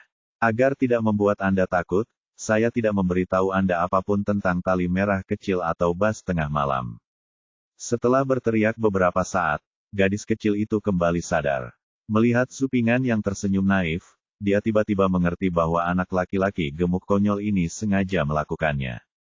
Zupingan, bajingan. Loli kecil yang licik itu melangkah maju dan menendang Zupingan dengan tidak masuk akal. Zupingan mengelak dengan mudah dan berkata dengan percaya diri, kaulah yang pertama kali merusak kotak makan siang itu. Kamu, bagaimana kamu tahu? Huaer, pelayan kecil Baozi, sangat penasaran, dan kamu tidak tahu bahkan tidak membukanya. Ah, Huaer bodoh. Wajah loli kecil yang licik itu menjadi gelap. Mendengar ini, wajah kecil gemuk Zupingan tersenyum dan merentangkan tangannya. Awalnya aku tidak yakin, tapi sekarang aku yakin. Dia menggoda loli dan mendengarkan ceramah, dan dalam sekejap, dia tiba di tempat dua desa berkompetisi. Itu adalah hari air, dan sekolah Konfusius juga mempunyai hari libur khusus. Bab 57 Taruhan. Ada kerumunan orang, gong dan genderang riuh, tawa dan kegembiraan tak ada habisnya. Perebutan air yang ditunggu-tunggu antara kedua desa telah dimulai. Jika Anda tidak melihatnya dengan mata kepala sendiri, sulit membayangkan hari serius antara dua desa yang memperebutkan air akan begitu meriah. Baik orang tua maupun anak-anak, semua orang berdandan dengan bunga, dan ladang dipenuhi dengan wangi, seperti merayakan tahun baru. Terutama para pemuda yang berada dalam kelompok kecil, berkemas rapi satu persatu, dan bekerja keras untuk mengekspresikan diri di hadapan gadis-gadis dari desa tetangga. Pada hari ini, keluarga gadis itu juga melonggarkan pengekangan mereka dan memberi mereka kebebasan yang langka. Tempat kedua desa bersaing memperebutkan air ini berada di pertemuan kedua desa tersebut. Tak jauh dari sungai, di dekatnya terdapat dua buah bukit setinggi 7 atau 8 meter. Di area terbuka terdapat lautan manusia yang semuanya merupakan warga desa dari kedua desa tersebut. Di tengah kerumunan ada platform kayu seluas lebih dari 20 meter persegi. Di platform itu ada 5 pemimpin desa, tetua desa dan beberapa orang yang sangat dihormati. Guru Sun ada di antara mereka, berbicara dengan pria lain yang seusia dengan mereka berbicara dengan gembira. Tentu saja, jika Anda mengamatinya dengan cermat, Anda masih bisa melihat keseriusan dalam kesibukan tersebut. Misalnya, kepala desa dan tetua desa dari kedua desa tersebut duduk di meja yang sama, meskipun mereka bercanda dan berbicara dengan bebas. Anda tetap minum, untukku dan aku minum untukmu, tapi kamu bisa melihat pertarungannya. Tentu yang paling serius adalah kekuatan utama kedua desa yang berebut air, 60 anak. Zupingan dan lebih dari 20 anak nakal berdiri dalam dua baris, mendengarkan seorang paman di depannya yang tak henti-hentinya menyemangati para prajurit, berbicara tentang penghargaan yang diraih desa selama bertahun-tahun, dan kemudian berbicara tentang perjuangan imbalan yang akan didapat Sui setelah menang. Singkatnya, lebih dari 20 anak nakal akan terdorong untuk tersipu dan berteriak. Zupingan berdiri dengan polos di antara sekelompok anak-anak yang tersipu, berleher kasar dan memekik, tidak menunjukkan reaksi terhadap kata-kata pamannya. Malu, Zupingan, idiot. Tunggu saja, kamu pasti akan dipukuli berkeping-keping. Loli kecil yang menyeramkan itu muncul entah dari mana dan menungganginya. Kuda merah kecilnya menatap ke arah Zupingan. Nona, tunggu aku. Huaer, pelayan kecil Baozi, mengangkat roknya dan berlari mengejarnya, terengah-engah. Gadis kecil pendendam ini, saya pasti pernah menyapa anak nakal di desanya yang berebut air. Loli kecil yang cantik datang untuk mengganggu kekacauan, dan paman yang mencoba untuk mendorong semangat enggan membicarakannya, yang membuat loli kecil yang jahat itu semakin memamerkan kekuatannya. Kamu akan kalah, Zupingan berkata dengan tenang, mengabaikan tipuan kecil loli kecil yang licik itu. Perasaan ini seperti diberitahu oleh wasit bahwa Anda kalah saat melakukan pemanasan sebelum kompetisi renang dimulai. Loli kecil yang licik itu sibuk membuat wajah, tetapi ketika Zupingan menuangkan air dingin ke tubuhnya, dia melompat marah. Kamu berbicara omong kosong, Li Su, si lolita kecil yang licik, melambaikan tanaman tunggangannya ke arah Zupingan dan berkata dengan marah. Aku bisa bicara omong kosong sendirian, tapi sekelompok dari kita tidak bisa bicara omong kosong kan? Zupingan berkata ringan, lalu berbalik dan bertanya dengan lantang kepada anak-anak nakal di sekitarnya yang telah dipukuli oleh pamannya, apakah menurutmu mereka akan melakukannya? Kalah. Anak-anak berwajah merah dan berleher tebal yang dipukuli khawatir tidak punya kesempatan untuk melampiaskannya. Setelah mendengar ini, mereka semua berteriak sekuat tenaga, mereka akan kalah, dan mereka tidak akan kalah, bahkan ada celana yang hilang, hahaha. Aku bahkan tidak kehilangan celanaku. Loli kecil yang licik itu tersipu ketika dia mendengar ini, dan dia juga tersipu karena marah, milik Zupingan. Nilai kebenciannya juga sangat tinggi. Kalian semua, diamlah. Zupingan, apakah kalian berani bertaruh denganku? Loli kecil yang licik itu begitu marah hingga anak-anak nakal itu terkejut dan berhenti tertawa satu persatu. Namun, setelah anak-anak nakal mendengar taruhan yang dibuat oleh Lolita kecil Lisu yang licik, semua orang mulai mencemooh. Taruhan, taruhan, Zupingan bertaruh dengannya. Jika dia kalah, dia akan menjadi istri kecilmu. Hahaha. Kamu bajingan, diamlah. Aku tidak akan menjadi istri katak. Aku angsa kecil. Loli kecil berperut hitam sangat marah sehingga dia ingin menunggangi kuda merah kecil itu dan cambuk mereka satu persatu. Zupingan, apakah kamu berani bertaruh denganku? Loli kecil yang licik itu berteriak pada Zupingan. Apa yang kamu pertaruhkan? Setelah Zupingan dideskripsikan sebagai katak oleh Lolita kecil yang licik, dia merasa tidak enak. Kami menang, kamu harus berjanji padaku sesuatu. Loli kecil yang jahat itu berteriak kepada Zupingan. Jadi kamu kalah? Zupingan bertanya balik. Kami tidak akan kalah. Loli kecil yang licik tidak tahu dari mana dia mendapatkan kepercayaan dirinya. Bagaimana jika kita kalah? Kata Zupingan dengan enggan. Jika kamu kalah, aku berjanji padamu sesuatu. Loli kecil yang jahat itu berpikir sejenak sebelum berbicara. Oh, kalau kalah tunggu saja dan jadilah istri kecil Zupingan. Hahaha, sekelompok anak nakal yang telah disuntik darah ayam berteriak-teriak di samping. Loli kecil yang licik berkata dengan keras dan dingin, kaulah yang akan kalah. Lalu dia pergi dengan marah dengan kuda merah kecilnya. Sebelum pergi, pelayan kecil Baozi menatap tajam ke arah Zupingan. Bocah kecil ini sangat jahat.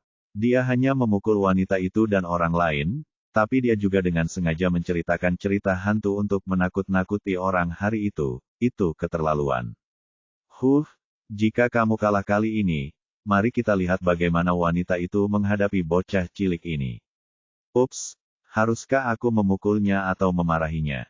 Saat mereka kalah, biarkan dia menjadi temanmu. Sekarang, mari kita lihat apakah dia bisa menahanmu. Kata Loli kecil yang jahat itu dengan marah sambil menunggangi kuda merah kecil itu. Ah, Nona, tidak, Huaer, pelayan kecil yang berlari di belakang, mendengar kata-kata itu dan berbisik dengan sedih, tapi sepertinya dia masih memiliki sedikit harapan di dalam hatinya. Dia akan sebagai manusia, bukankah mungkin mendengarkan cerita setiap hari? Oh, apa yang kamu pikirkan? Saya tidak menginginkannya. Saya seorang pelayan kelas 1. Saya harus menghukumnya setiap hari untuk menyapu lantai, mengambil air dan memberi makan anjing-anjing kuning. Saya harus bekerja sebelum fajar dan tidak bisa istirahat bahkan setelah gelap. Dia adalah orang jahat yang memukul orang lain. Setelah Loli kecil yang nakal membuat keributan, anak-anak nakal di desa Siahe tampak lebih energik. Mereka semua menyingsingkan lengan baju dan berharap bisa pergi ke anak-anak nakal di desa Siahe agar terlihat baik. Usai pertemuan dan diskusi singkat, kepala desa dan tetua desa kedua desa berdiri dari panggung bersama-sama, masing-masing memuja leluhur ke arah desanya masing-masing, lalu menyembelih seekor ayam jago dan menjatuhkan setetes ayam ke dalam gelas arak. Dari semua orang di atas panggung, darah mirip dengan membuat aliansi dengan darah. Kami bersumpah bersama dan berjanji bahwa apapun hasil dari perselisihan air di desa, kami akan mematuhinya bersama, dan kemudian meminum anggurnya, meneteskan darah ayam dalam sekali teguk. Kali ini, penonton bersorak riuh, dan perebutan air di stasiun desa resmi dimulai. Bab 58 Tangkap Bendera. Di bawah pengawasannya sendiri, para tetua desa kedua desa tersebut menyerahkan 10 bendera desanya masing-masing kepada 30 anak nakal di desanya masing-masing. Bendera desa Sanghe memiliki tulisan, naik, dan bendera desa Siahe memiliki tulisan, turun. Anda bisa memegang benderanya, Anda bisa meletakkannya di tanah, Anda bisa melakukan apapun yang Anda inginkan, tapi Anda tidak bisa menyembunyikannya. Pihak ofensif dan defensif tidak diperbolehkan menggunakan alat apapun selama pertarungan kontak, hal ini juga untuk menghindari cedera. Tidak ada persyaratan lain dan kedua belah pihak dapat melakukan apapun yang mereka inginkan. Pada babak pertama, Desa Sanghe mempertahankan benderanya dan Desa Siahe merebut benderanya. Saat Supingan dan sekelompok anak nakal berdiri di kaki bukit, mereka terkesima dengan tradisi berebut air antara kedua desa tersebut. Perebutan air ini tidak hanya menghindari jatuhnya korban di kedua belah pihak, tetapi juga memperdalam hubungan kedua belah pihak, yang terpenting juga dapat menyelesaikan masalah. Tradisi berebut air yang telah berusia berabad-abad akan dianut oleh kedua belah pihak, terlepas dari menang atau kalah, tanpa kecuali. Ayo ayo, penonton dari kedua desa tersebut menutup mulut dengan tangan dan berteriak sekeras-kerasnya untuk menyemangati anak nakalnya masing-masing. Supingan merasa sedikit tercengang ketika dia mendengar kerumunan di sekitarnya berteriak, ayo. Sial, kata ayo selalu dikenal sebagai istilah yang diciptakan setelah munculnya mobil balap modern. Mengapa orang-orang sekarang berteriak, ayo? Ada perasaan guntur menggelegar dari langit. Mungkinkah rumor itu benar? Ketika saya masih di sekolah pasca sarjana, saya mempelajari kata, pengisian bahan bakar, dan ada rumor tentang Liu Bowen dari dinasti Ming. Dinasti ini. Ada pepatah, Suge Liang, penasihat militer dari dinasti sebelumnya, dan Liu Bowen, penasihat militer dari dinasti selanjutnya. Liu Bowen hanya menyesali bahwa dia tidak berada di era yang sama dengan Suge Liang dan tidak dapat bersaing dengannya, sehingga dia merasa sangat tertekan. Suatu hari, Liu Bowen memimpin pasukannya ke hutan plum. Dia tersedak dan meludah ke tanah, dan tiba-tiba mendengar suara pop yang tajam. Liu Bowen berpikir, hutan plum ini adalah daratan, mengapa suaranya begitu jernih? Dia segera mengirim orang untuk mengupas rumput liar dan ranting-rantingnya. Saya melihat sebuah tablet batu tergeletak di tanah, dan ada beberapa kata di atasnya yang berbunyi, Liu Bowen akan tetap diam dalam hidup ini. Tanda tangannya adalah, Suge Kongming. Liu Bowen sangat terkejut setelah melihat ini, dia berpikir bahwa Suge Liang sangat menakjubkan sehingga dia dapat membayangkan bahwa hari ini saya akan diam dalam kehidupan ini. Tapi Liu Bowen tidak yakin, tapi terus bergerak maju tanpa mengucapkan sepatah kata pun. Setelah berjalan tidak jauh, saya melihat sebuah kuburan, setelah diperiksa lebih dekat, ternyata itu adalah makam Suge Liang. Liu Bowen ini bahagia dari lubuk hatinya, berpikir dalam hati, sungguh Suge Liang, kamu memikirkanku dan mulutku bergetar. Jadi dia mengirim seseorang untuk membuka makam Suge Liang dan masuk sendirian. Dilihat dari kejauhan, ada nyala api kecil di samping peti mati yang hendak padam. Liu Bowen bahkan lebih bahagia dan berpikir dalam hati, mereka semua mengatakan bahwa Suge Liang mempunyai rencana yang luar biasa, tetapi kamu juga memiliki hari ini. Kamu tidak menyangka bahwa cahaya abadimu akan padam. Liu Bowen melihat sesuatu yang tampak seperti catatan di sebelah lampu, jadi dia berjalan mendekat untuk melihatnya. Catatan itu berbunyi, Lao Liu, ayo, ayo. Setelah Liu Bowen membacanya, dia bersujud 3 kali di depan peti mati Suge Liang, lalu menyapu makam Suge Liang untuk mengungkapkan kekagumannya pada Suge Liang.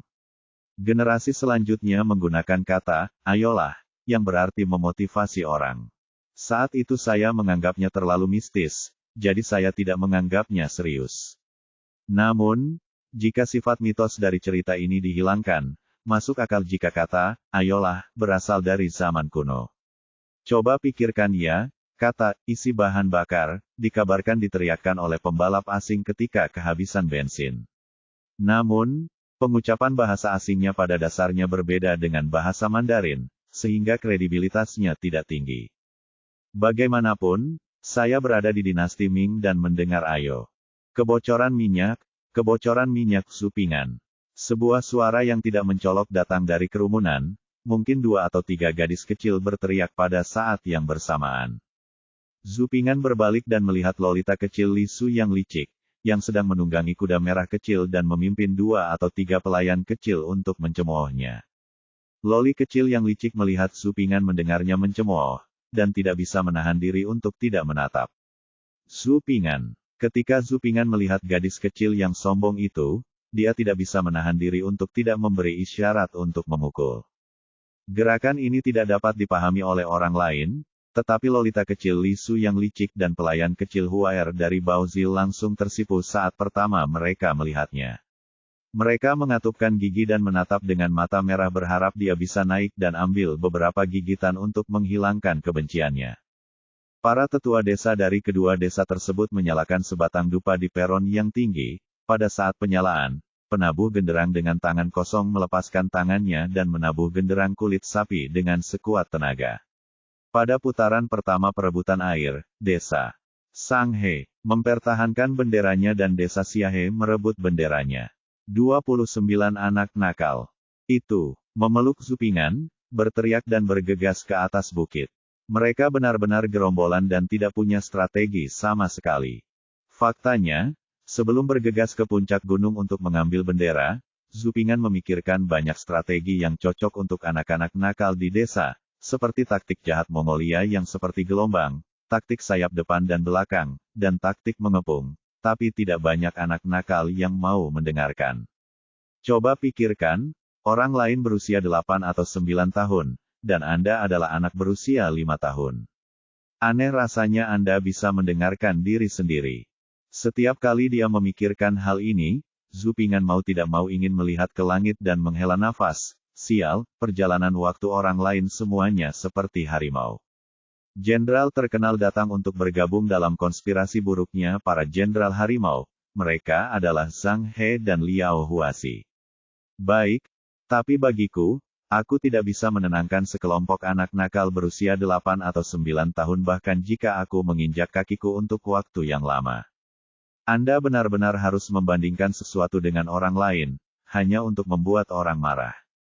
Lereng bukit tempat pengibaran bendera desa Sanghe hanya tingginya 8 atau 9 meter, tapi itu adalah ketinggian murni. Zupingan membuka kaki pendeknya dan berlari seperti anjing gila bersama anak-anak nakal ini. Dia terengah-engah dan kelelahan. Namun dapat dimaklumi juga bahwa setiap pecinta makanan pada dasarnya adalah orang yang malas. Ia tidak akan berdiri ketika ia bisa duduk, ia tidak akan duduk ketika ia bisa tidur, dan ia tidak akan menggunakan tangannya ketika ia dapat menggunakan otaknya, selalu menaiki calo tua, tidak seperti di tanah, ada anak nakal yang berguling-guling sepanjang hari. Tidak mungkin naik seperti ini. Saya bahkan tidak punya tenaga untuk mengambil bendera ketika saya memanjat. Saya tidak mau kalah. Ini terkait dengan produksi pangan keluarga saya tahun depan, dan jika saya kalah, saya tahu apa yang akan dilakukan gadis bau itu terhadap saya. Hanya ada sedikit orang di antara kerumunan yang mau mendengarkan saya, termasuk Zhu Pingjun, Erniu, anjing hitam dan beberapa teman bermain, dan hanya ada 8 orang termasuk saya. Tapi 8 orang masih cukup kuat di antara 30 orang. Kakak Jun, Erniu, anjing hitam, Donggou, pelan-pelan, dengarkan aku. Zupingan dengan terengah-engah memanggil beberapa teman bermainnya. Zupingan yang sedang sibuk menelepon orang tidak memperhatikan jalan di bawah kakinya. Ada naik turun di depannya, dan Zupingan terjatuh ke tanah. Tapi untung saya hanya terjatuh sedikit, kaki saya dan semuanya baik-baik saja. Meskipun Zhu Pingjun dan yang lainnya tidak mengerti mengapa Zupingan memanggil mereka, mereka tetap dengan patuh bergerak menuju Zupingan. Lolita kecil yang licik dan beberapa pelayannya di kaki bukit saling berpelukan dan melolong kegirangan saat melihat Zupingan melempar seekor anjing untuk dimakan, lalu mereka semua menertawakan Zupingan dengan keras. Hahaha, Zupingan idiot melemparkan seekor anjing untuk dimakan kotoran, dia pantas mendapatkannya, dia pantas mendapatkannya. Bab 59 Ayo pergi, giliran kita untuk menyelamatkan dunia. Anda tertawa bahagia sekarang. Mari kita lihat apakah Anda bisa tertawa lagi nanti. Beberapa teman Zupingan menjauh dari anak-anak nakal yang bergegas seperti anjing gila dan berkumpul di sekitar Zupingan. Xiaozi, kenapa kamu tidak lari? Beberapa anak nakal bertanya. Apakah kamu lelah? Zupingan bertanya. Beberapa anak nakal mengangguk berulang kali. Kami terlalu lelah untuk berlari seperti ini. Kami pasti tidak memiliki kekuatan untuk menangkap bendera. Zupingan melambai dan memimpin beberapa anak nakal di depannya dan berbisik. Beberapa anak nakal sedikit ragu-ragu. Loli kecil yang licik tidak dapat mendengar apa yang dikatakan Zupingan di bawah, tetapi dia melihat Zupingan dan yang lainnya berbicara dengan tenang untuk beberapa saat. Zupingan duduk di lereng bukit, lalu mengeluarkan tas besar dari pakaiannya. Beberapa anak nakal yang masih ragu-ragu semuanya duduk dan mulai makan bersama. Apa yang sedang kamu lakukan? Loli kecil yang licik itu tercengang dan tidak tahu apa yang sedang dilakukan Zupingan. Apakah kamu bilang kamu menyerah? Lebih dari 20 anak nakal di depan tersipu dan berteriak saat mereka bergegas. Mereka akan bersentuhan dengan anak-anak nakal desa Sanghe yang menjaga bendera. Namun pada saat kritis ini, di bawah kepemimpinan Zupingan, 7 anak nakal berjongkok di tanah, duduk melingkar, tersandung, mengambil makanan dari tangan Zupingan, menggoyangkan pipinya, dan makan dengan gembira. Kerumunan penonton meraung keras, dan orang-orang di desa Siahe sangat marah. Apa yang dilakukan anak-anak nakal ini? Saya ingin tahu apakah ini acara penting. Orang-orang yang berdiri bersama di desa Siahe dan desa Sanghe semuanya tersipu dan ingin mencari celah di tanah untuk dirayapi. Itu sangat memalukan. Orang-orang di desa Sanghe tertawa terbahak-bahak, dan orang-orang di desa Siahe terlalu lucu. Mengapa mereka mengirimkan pecinta kuliner malas ini? 30 vs 22, desa kami akan memenangkan kompetisi air tahun ini. Sejenak, suara kerumunan berubah menjadi kekacauan. Ketika Lolita kecil yang licik dan para pelayannya melihat Zupingan duduk di tanah dengan beberapa anak nakal sedang makan, mereka tidak tahu kenapa pada awalnya. Tetapi ketika mereka mendengar orang dewasa menertawakan mereka, mereka memikirkan cerita Zupingan sebelumnya catatan kriminal karena makan. Saya merasa bahwa orang dewasa berhak menertawakannya, dan dia juga mulai berteriak dan menertawakannya. Nyonya Chen, yang berkerumun di antara kerumunan bersama saudara iparnya, menunggu untuk melihat putranya bersinar, mendengarkan ejekan di telinganya, dan sekarang dia ingin pergi dan menjemput putra kecilnya, memberinya pemukulan yang bagus, membuatmu serakah, dan membuatmu serakah. Ketika Zupingan dan yang lainnya sedang duduk dengan nyaman di tanah dan makan dengan pipi terbuka, 2 kelompok anak nakal di lereng bukit yang sedang berperang satu sama lain yang lain akhirnya bersentuhan. Dibandingkan dengan desa Siahe, desa Sanghe relatif makmur. Anak-anak nakal di desa Sanghe diseleksi secara khusus. Secara umum, mereka terlihat jauh lebih kuat dibandingkan anak-anak nakal di desa Siahe. Ketika mereka melihat anak-anak nakal desa Siahe yang masih berjarak 6 atau 7 meter dari lereng bukit, anak-anak nakal desa Sanghe yang sedang menunggu pekerjaan, mengibarkan benderanya di tanah, dan mereka semua bergegas turun sambil melolong. Bocah nakal di desa Sanghe lebih kuat, dan dia masih menunggu pekerjaan. Kuncinya adalah memanfaatkan medan. Dibandingkan dengan desa Siahe yang kelelahan dan kehabisan nafas, bisa dikatakan Tianhe memiliki lokasi yang tepat dan rakyat. Dapat dikatakan bahwa ini adalah situasi sepihak. Anak-anak nakal dari desa Sanghe menerkam mereka dengan keras, sedangkan anak-anak nakal dari desa Siahe tersipu dan terengah-engah. Khususnya, ada seorang pria gemuk kecil berusia lebih dari 9 tahun di desa Sanghe. Dia adalah yang terbaik dari keduanya. Dia sangat gemuk sehingga setiap langkah yang dia ambil terasa canggung. Di antara anak-anak nakal di desa Siahe, dia terlihat canggung di tanah siapapun. Anak-anak nakal di desa Siahe bertahan hanya dengan satu nafas. Mengingat hadiah yang dijanjikan oleh paman mereka sebelum mereka muncul, masing-masing anak nakal dikalahkan selangkah demi selangkah, namun mereka tetap berjuang untuk bertahan. Harus kuakui, terkadang anak nakal itu cukup lucu. Tentu saja, kecuali beberapa anak laki-laki nakal dan tidak tahu berterima kasih di kaki bukit. Loli kecil yang licik membenci pria gemuk bernama Zupingan yang duduk di lereng bukit tanpa rasa hormat kolektif, tidak percaya pada kemenangan, kerakusan, dan ketidakmampuan. 4/5 dupa yang dinyalakan oleh tetua desa telah terbakar. Setelah berusaha sekuat tenaga, anak-anak nakal di desa Sanghe tinggal menunggu pekerjaan, dan kini mereka kelelahan. Meski masih memiliki keunggulan, mereka hanya sedikit lebih baik dibandingkan anak-anak nakal di desa Siahe. Terutama karena dia sangat lelah karena berlarian dan berkelahi di mana-mana tadi, seorang pria gemuk kecil yang merupakan yang terbaik di dunia sangat lelah sehingga dia memeluk seorang anak malang dari desa Siahe dan menjepitnya ke tanah, terengah-engah udara dan kehilangan kekuatan. Desa Siahe telah berusaha semaksimal mungkin, namun desa Sanghe berada di ujung tanduk. Di ujung panah yang kuat, kekuatannya tidak dapat menembus Lu Zhen. Ayo pergi, giliran kita untuk menyelamatkan dunia. Pada saat ini, Zhu Ping'an, yang sedang duduk di tanah di tengah lereng bukit dan makan dengan gembira, berdiri, mengulurkan tangan gemuknya untuk menyeka mulutnya, dan bertepuk tangan. Zhu Pingjun dan 7 anak nakal lainnya tidak tahu omong kosong apa yang dikatakan Zhu Ping'an tentang menyelamatkan dunia. Mereka belum pernah mendengarnya, tapi mereka masih bisa memahami kata-kata, ayo pergi. Ketujuh anak nakal itu berjalan lincah dan bersendawa, perlahan berjalan menaiki lereng bukit di bawah pimpinan Zhu Ping'an. Tak tahu malu, sangat tak tahu malu.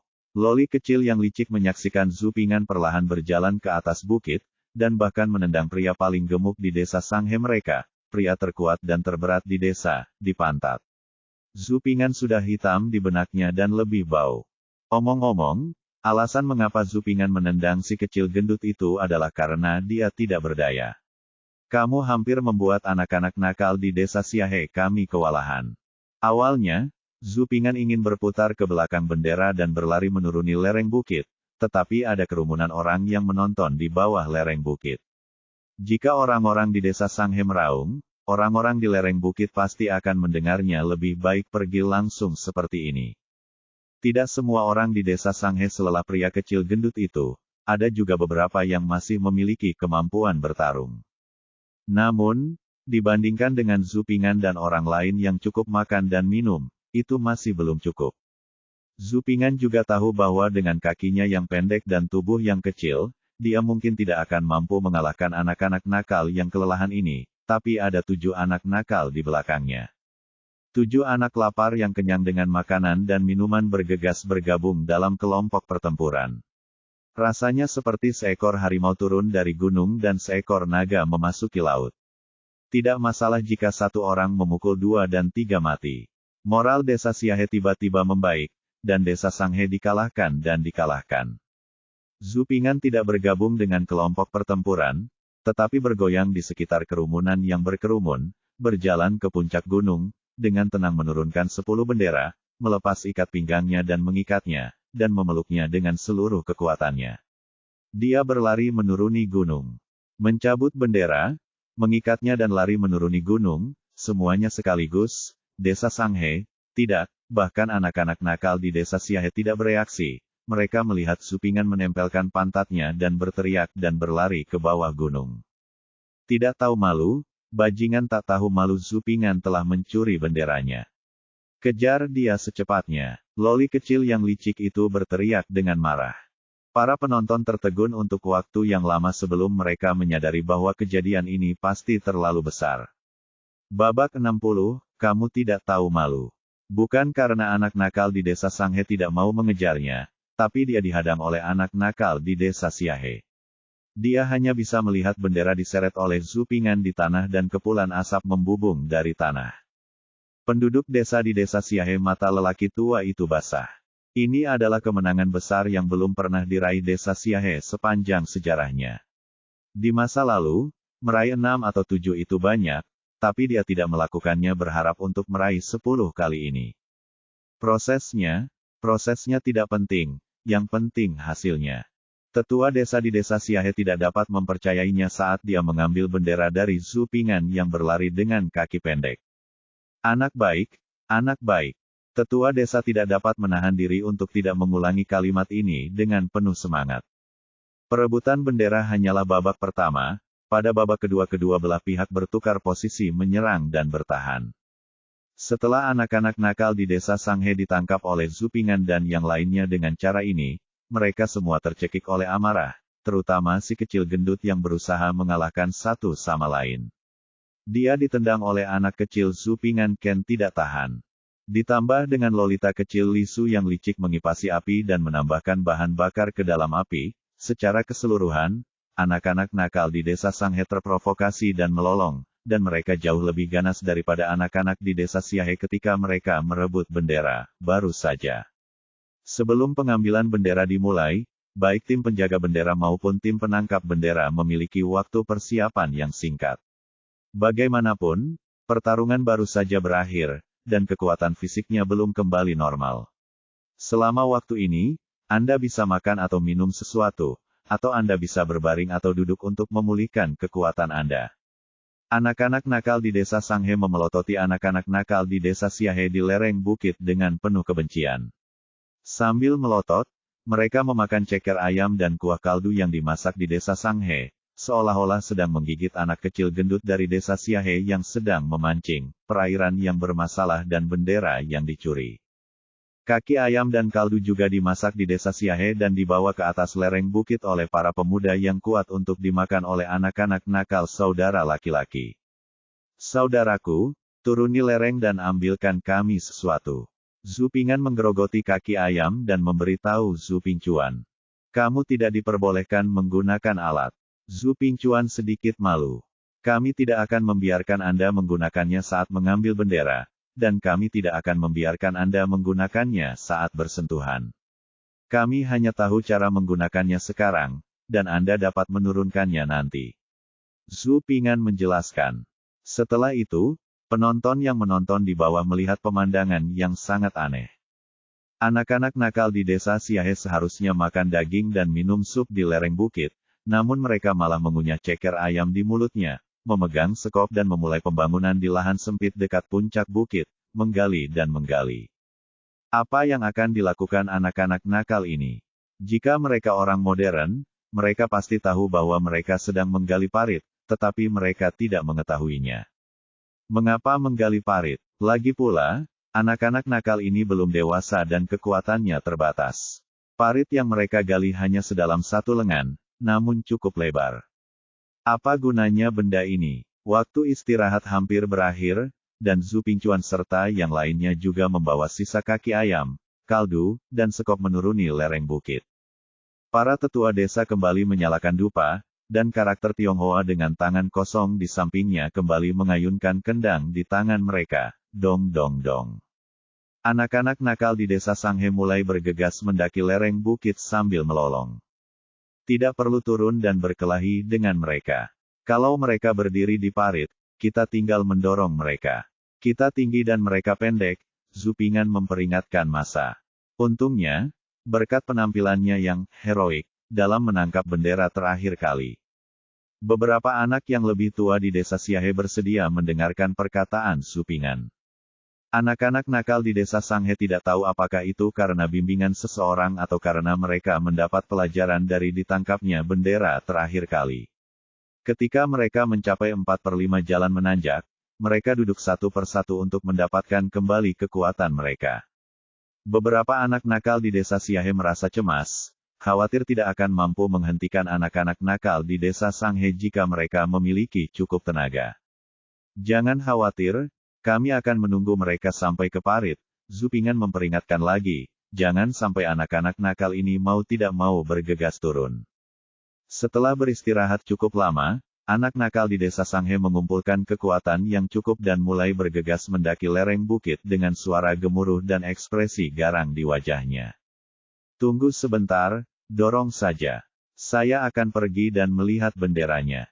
Zhu Ping'an melihat beberapa anak nakal di desa Sanghe menatapnya secara khusus, menunjukkan bahwa mereka tidak jahat, jadi dia menggunakan semangat dari seorang teman Tao yang sudah meninggal untuk menghindari menjadi seorang Tao yang malang, berkata dengan sangat tidak jujur sambil melihat bendera dari belakang, dan kemudian menyelinap ke belakang garis depan pertama.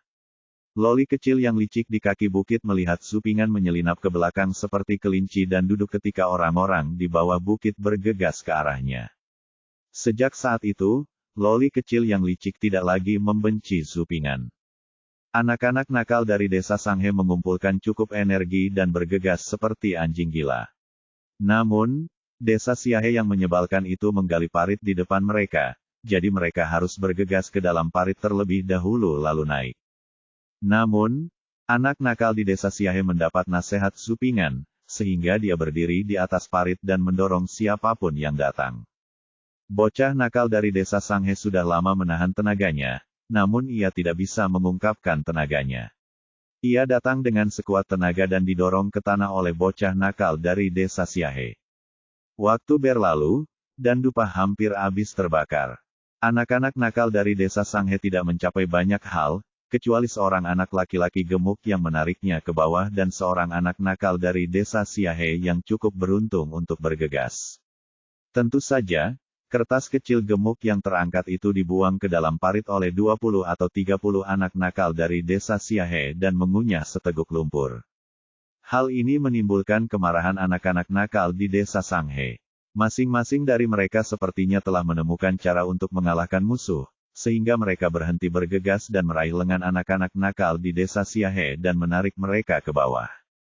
Suatu saat, parit gulu-gulu dipenuhi anak-anak nakal yang dicabik-cabik seperti monyet lumpur. Zupingan duduk di puncak lereng dan menghela nafas. Jika anak-anak nakal di desa Sanghe telah mengetahui metode ini lebih awal, masih ada peluang, tetapi sayangnya, sudah terlambat. Dupa telah dibakar, dan penabuh genderang memukul genderang kulit sapi terakhir. Debu telah mereda dan desa Siahe meraih kemenangan besar. Dengan selisih 10 bendera, desa Siahe masih bisa menuangkan air tahun depan. Zupingan, kamu hanyalah bajingan kecil. Meskipun kamu menang, itu tidak ada hubungannya denganmu. Semua orang baik, tetapi kamu tidak. Kamu akan bersembunyi di balik orang lain, tidak berani sama sekali, dan membencimu. Loli kecil yang licik itu memimpin pelayan Baozi, Huaer, dan berlari ke arah Zupingan, menggembungkan pipinya dan menunjukkan kebenciannya yang paling besar terhadap karakter Zupingan. Jadi apa, kita menang. Kata Zupingan acuh tak acuh. Itu pekerjaan orang lain, itu tidak ada hubungannya denganmu. Kamu sangat tidak tahu malu. Itu salahmu. Yang lain bergegas mendatangimu, tapi kamu bersembunyi di belakang, seperti kura-kura. Loli kecil yang jahat itu menyimpulkan, dan kemudian wajah cantik itu menjadi semakin melotot, seperti katak kecil yang sedang marah. Tidak peduli apa yang dikatakan Loli kecil yang licik sambil mencubit pinggangnya, Zupingan menjawab dengan, jadi apa, kita menang, dan sejak itu, Loli kecil yang licik itu semakin marah. Jika bukan karena pengekangan gravitasi bumi, Loli kecil yang licik itu akan sangat marah hingga dia akan terbang.